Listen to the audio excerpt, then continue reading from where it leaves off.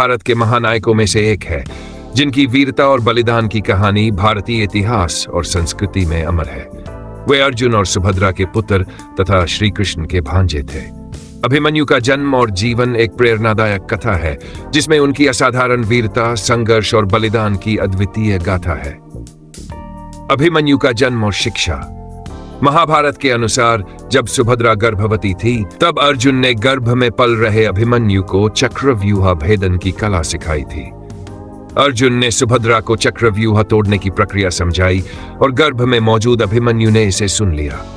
हालांकि जब अर्जुन चक्रव्यूह से बाहर निकलने की प्रक्रिया समझाने वाले थे, तब सुभद्रा को नींद आ गई और अभिमन्यु पूरी प्रक्रिया नहीं सीख पाए। इस प्रकार अभिमन्यु को चक्रव्यूह में प्रवेश करना तो आ गया, लेकिन बाहर निकलने की कला अधूरी रह गई। अभिमन्यु का व्यक्तित्व और कौशल। अभिमन्यु बचपन से ही एक अद्वितीय योद्धा थे। उन्होंने पांडवों के युद्ध कौशल, अनुशासन और नैतिकता को आत्मसात किया। वे धनुर्विद्या, गदायुद्ध और रणनीतिक युद्ध कला में निपुण थे। उनकी वीरता और साहस ने उन्हें युवावस्था में ही महान योद्धाओं की श्रेणी में ला खड़ा किया। महाभारत युद्ध और चक्रव्यूह। महाभारत का युद्ध कौरवों और पांडवों के बीच 10 दिनों तक चला। 13वें दिन की लड़ाई में कौरवों ने गुरु द्रोणाचार्य के नेतृत्व में चक्रव्यूह नामक सैन्य रचना बनाई। ये एक अत्यंत जटिल और घातक रचना थी, जिसमें प्रवेश करना तो संभव था, लेकिन बाहर निकलना लगभग असंभव। पांडव सेना के लिए यह चुनौतीपूर्ण स्थिति थी। अर्जुन और कृष्ण उस समय युद्ध के एक अन्य मोर्चे पर व्यस्त थे और चक्रव्यूह को तोड़ने वाला कोई और नहीं था। ऐसे में युवा अभिमन्यु ने स्वयं इस चुनौती को स्वीकार किया।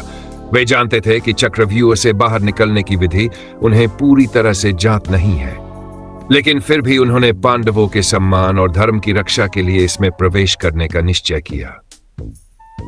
अभिमन्यु का संघर्ष। अभिमन्यु ने अकेले ही चक्रव्यूह में प्रवेश किया और अपनी अद्भुत वीरता का प्रदर्शन किया। उन्होंने कौरवों के योद्धाओं को पराजित करते हुए चक्रव्यूह के भीतर गहरा प्रवेश किया। उनकी वीरता इतनी प्रभावशाली थी कि कौरवों के महान योद्धा जैसे कर्ण, द्रोणाचार्य, अश्वत्थामा और दुर्योधन भी उनके साहस के सामने घुटने टेकने पर मजबूर हो गए। हालांकि कौरवों ने अभिमन्यु का सामना करने के लिए नियमों और मर्यादाओं को ताक पर रख दिया। उन्होंने सामूहिक रूप से अभिमन्यु पर आक्रमण किया, जो धर्मयुद्ध के नियमों के विरुद्ध था। अभिमन्यु ने अद्वितीय साहस और वीरता के साथ कौरव सेना का सामना किया, लेकिन अंततः वे अधिक संख्या और कपटपूर्ण रणनीति के आगे थक गए। अभिमन्यु का बलिदान। अभिमन्यु ने अंत तक हार नहीं मानी। वे अपने जीवन के अंतिम क्षण तक युद्ध करते रहे।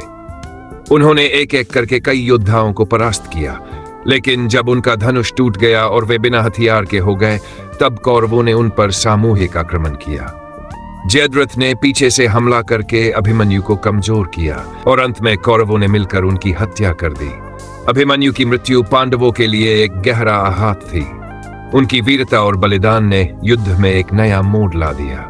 अभिमन्यु की शहादत ने पांडवों को कौरवों के प्रति और अधिक क्रोधित और दृढ़ बना दिया। अभिमन्यु का महत्व। अभिमन्यु की कहानी केवल वीरता और बलिदान की नहीं, बल्कि कर्तव्य, साहस और धर्म के प्रति समर्पण की भी है।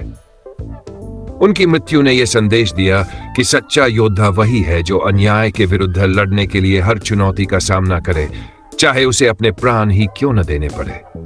अभिमन्यु का बलिदान भारतीय संस्कृति में आदर्शवाद और वीरता का प्रतीक बन गया है। उनकी कहानी आज भी युवाओं को प्रेरणा देती है कि चाहे परिस्थितियां कितनी भी कठिन क्यों न हो, अपने कर्तव्य और धर्म का पालन करना सर्वोच्च है। निष्कर्ष, अभिमन्यु की वीरता और बलिदान महाभारत की अमूल्य धरोहर है। उनका जीवन साहस, बलिदान और निष्ठा की प्रेरक गाथा है। अभिमन्यु की कहानी हमें सिखाती है कि सच्चे योद्धा वे होते हैं जो अपने सिद्धांतों और आदर्शों के लिए अपने जीवन की आहुति देने से भी पीछे नहीं हटते। उनकी कहानी हमेशा हमें प्रेरित करती रहेगी।